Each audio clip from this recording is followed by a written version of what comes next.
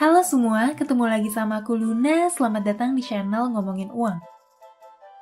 Mungkin banyak di antara kamu yang tahu kalau emas adalah salah satu mata uang yang paling lama dan paling luas dipakai dalam sejarah peradaban manusia. Bahkan sampai sekarang pun, emas tuh masih punya nilai yang tinggi dan jadi salah satu alat penyimpan nilai yang diminati sama banyak orang. Tapi pernah kepikiran gak sih gimana sejarahnya sampai emas itu dijadiin alat tukar perdagangan di berbagai belahan dunia selama ribuan tahun? Kenapa nenek moyang kita tuh nggak milih benda lain buat dijadiin uang? Dan kenapa emas tuh dihargai mahal sampai saat ini? Biasanya kalau orang ditanya gitu, jawabannya ya karena udah dari dulu emas tuh dianggap sebagai logam mulia. Atau ada juga yang bilang ya karena emas tuh punya nilai intrinsiknya sendiri.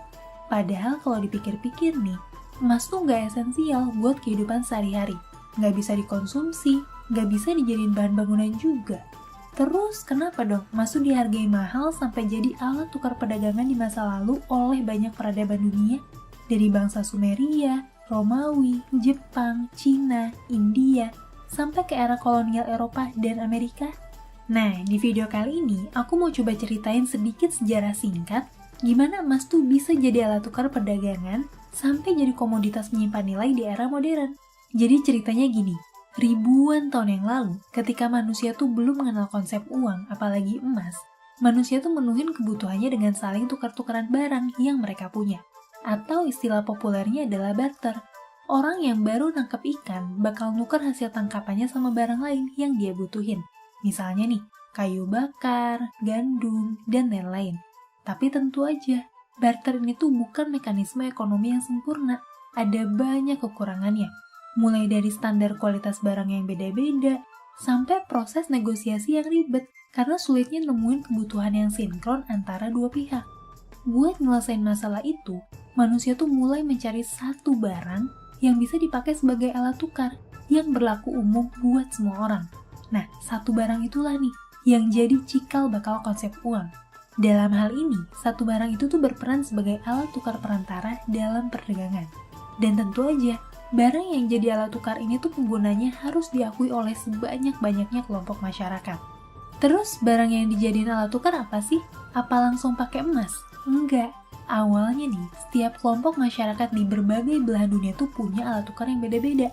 Misalnya nih, komoditas pertama yang tercatat dalam sejarah sebagai alat tukar perdagangan adalah jelai padi yang dipakai sama bangsa Sumeria 3000 tahun sebelum Masehi. Ada juga pisau dari perunggu nih yang dipakai dinasti Zhou sebagai alat tukar. Terus masyarakat mana nih yang pakai emas? Apakah emas tuh dipakai sebagai alat tukar di daerah yang punya banyak cadangan emas? Nggak juga. Uniknya nih, justru peradaban Aztec yang kaya dengan mineral emas tuh malah jadiin emas sebagai bahan kerajinan buat hiasan doang. Dan mereka tuh pakai biji coklat sebagai uang yang berlaku sebagai alat tukar.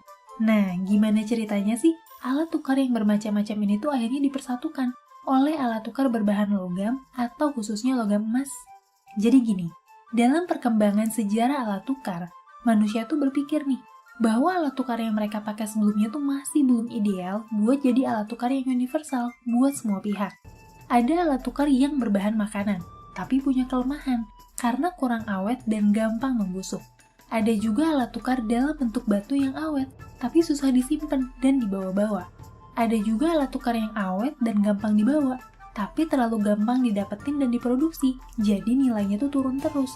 Di era kebudayaan logam, masyarakat tuh mulai berpikir, logam ini kayaknya cocok deh dipakai sebagai alat tukar yang praktis, karena logam itu cukup langka, awet, gak gampang rusak, dan cukup praktis buat dibawa-bawa. Bahkan nih, logam tuh bisa dilebur dan dicetak dengan gambar tertentu. Makanya, uang logam ini tuh bisa jadi simbol atau identitas buat penguasa daerah tertentu. Peradaban yang pertama kali pakai logam adalah peradaban Cina kuno yang pakai tembaga sebagai alat tukar, kira-kira 1000 tahun sebelum Masehi. Sementara, peradaban pertama yang tercatat pakai emas sebagai alat tukar adalah kerajaan Lydia yang terletak di daerah Turki, sekitar 550 tahun sebelum Masehi. Walaupun sebagian peradaban udah pakai logam dan emas sebagai alat tukarnya, tapi nih, nggak semua bangsa di dunia ini tuh otomatis langsung kompak. Butuh proses dan waktu yang panjang banget, sampai akhirnya tuh banyak masyarakat di seluruh belahan dunia yang mengakui emas, perak, tembaga sebagai alat tukar perdagangan. Satu hal yang sangat membantu proses adaptasi penggunaan emas sebagai uang adalah penaklukan kerajaan-kerajaan di Timur Tengah hingga Eropa, di era klasik sampai era kerajaan Romawi. Dari kerajaan Lydia yang ditaklukin sama Persia kuno di tahun 546 sebelum Masehi, yang kemudian ditaklukin lagi nih sama Iskandar Agung. Penggunaan koin emas itu terus meluas sampai diadaptasi sama kerajaan Romawi kuno yang mencakup seluruh pesisir Laut Mediterania. Nah, kalau kamu familiar sama mata uang dinar yang sekarang dipakai di beberapa negara di Timur Tengah, sebetulnya nih, dinar itu diambil dari nama koin perak dari peradaban Romawi kuno, yaitu denari atau denarius yang dipakai sejak 200 tahun sebelum Masehi sampai abad keempat Masehi. Dari situ kamu bisa paham nih, perjalanan membangun persepsi bahwa logam, khususnya emas tuh menjadi alat tukar yang universal tuh berproses dari masa ke masa, melalui berbagai peperangan dan aneksasi yang berjalan selama ribuan tahun. Dari wilayah Mediterania sampai ke Timur Tengah, lanjut ke India, Tiongkok, sampai ke era kolonial Eropa, dan akhirnya tuh masuk ke benua Amerika oleh penjelajahan bangsa Spanyol di abad 15. Nah, ngomong-ngomong soal penjelajahan bangsa Spanyol, ada kejadian menarik nih terkait nilai emas ketika bangsa Spanyol dan Portugis tuh menduduki benua Amerika. Para penjelajah ini tuh kaget banget waktu nemuin banyak sumber emas di kerajaan Aztec, Inca, dan Peru di benua Amerika. Dalam proses pendudukan benua Amerika, penjelajah Eropa ini tuh bawa pulang emas dalam jumlah yang banyak banget ke benua Eropa. Nah, tiba-tiba aja ketersediaan emas di Eropa tuh jadi naik drastis, tingkat kelangkaan emas tuh jadi menurun, dan terjadilah inflasi emas di Eropa yang cukup parah. Sampai nilainya tuh terus merosot hingga 150 tahun dari abad 15 sampai abad 17. Di sisi lain nih, di abad 17, penggunaan emas sebagai alat tukar perdagangan di Eropa tuh mulai menyulitkan sebagian saudagar yang bertransaksi dalam volume besar. Loh, kenapa bisa gitu?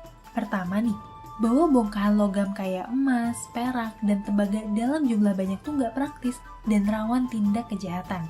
Yang kedua, nilai kemurnian emas, perak, dan tembaga tuh agak susah diukur dalam perdagangan sehari-hari. Zaman dulu nih, mengukur kemurnian emas tuh nggak segampang kayak di era modern sekarang.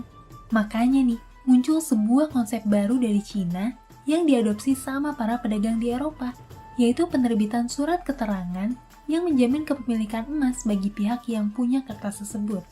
Awalnya nih, surat keterangan jaminan emas ini tuh diterbitin sama para pedagang grosir di kota-kota tertentu, supaya bisa bertransaksi dengan pedagang di kota lain, tanpa harus bawa emas yang berat dan berisiko dirampok. Konsep surat jaminan kepemilikan emas tuh akhirnya menjamur dan menjadi cikal bakal konsep perbankan di Eropa. Dan surat jaminan kepemilikan emas inilah yang jadi cikal bakal konsep uang yang diterbitin sama sistem perbankan modern. Di abad 18, penggunaan surat jaminan kepemilikan emas tuh jadi makin populer dan akhirnya melahirkan institusi resmi yang nerbitin surat ini di banyak kota di Eropa. Sampai akhirnya nih, sebuah institusi keuangan di Swedia yang bernama Stockholms Bank tuh untuk pertama kalinya mencetak banknotes atau uang kertas yang dijamin sama logam di tahun 1661. Di tahun 1821, Inggris tuh menjadi negara pertama yang secara resmi ngejadiin emas sebagai standar dalam proses percetakan uang kertas. Mungkin kamu ada yang penasaran, maksudnya emas jadi standar tuh gimana sih? Jadi gini, emas itu kan sebelumnya udah jadi alat tukar berbentuk logam yang paling dipercaya di seluruh penjuru dunia selama ribuan tahun. Tentunya nih, ketika ada konsep alat tukar yang baru, proses penerimaan dan kepercayaan masyarakat tuh nggak bisa langsung berubah gitu aja. Makanya, untuk setiap penerbitan uang dalam bentuk kertas, perlu ada jaminan emas di balik penerbitan uang kertas tersebut. Dengan begitu, nggak semua institusi bisa sembarangan nerbitin uang gitu aja. Dan kepercayaan masyarakat juga bisa cepet didapetin, karena masyarakat tuh ngeliat uang kertas seolah-olah kayak surat keterangan kepemilikan emas. Tapi seiring berjalannya waktu, konsep standarisasi emas tuh ngalamin banyak gejolak dalam dinamika geopolitik dunia. Misalnya, penghentian sementara di tahun 1914 sampai 1925 akibat Perang Dunia Pertama. Terus, setelah Perang Dunia II berakhir, para pemenang perang tuh nyepakatin sebuah perjanjian bernama Bretton Woods Agreement. Di perjanjian itu tuh disepakatin kalau emas jadi underlying atau jaminan dari setiap pencetakan mata uang US dollar. dan nilai dari semua mata uang di dunia ini tuh bakalan berpatokan pada mata uang US dollar. Sejak saat itu, US dollar tuh dianggap sebagai emas yang baru dan jadi reserve currency terbesar di dunia sampai dengan hari ini. Tapi dalam proses penerapannya, banyak dinamika geopolitik terkait dengan pemulihan ekonomi setelah Perang Dunia II dan juga ketegangan politik Amerika dengan negara-negara lain. Sampai akhirnya di tahun 1971, Presiden Amerika Richard Nixon tuh ngambil kebijakan buat mencabut gold standard dari mata uang US dollar dan mengakhiri kesepakatan di perjanjian Bretton Woods Agreement.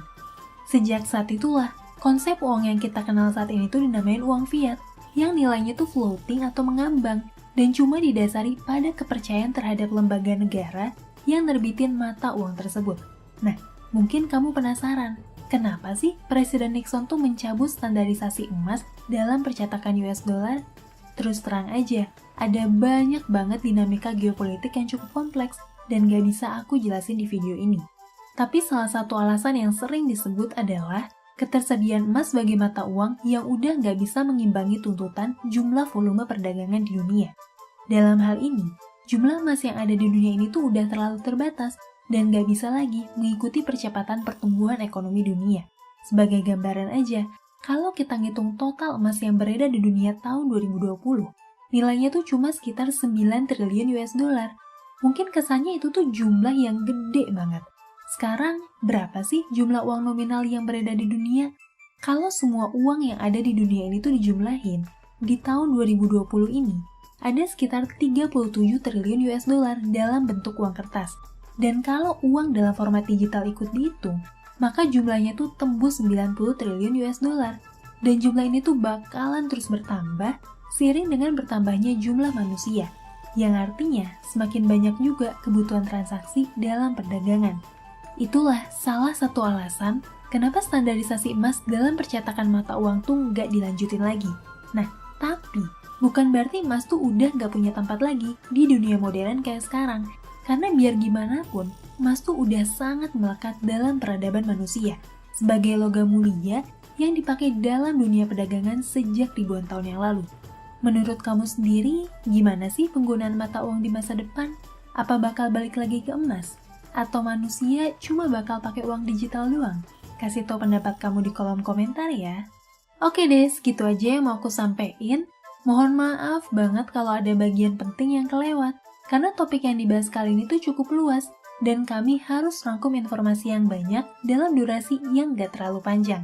Sampai ketemu lagi di video selanjutnya. Tetap di channel Ngomongin Uang, karena ngomongin uang gak ada habisnya.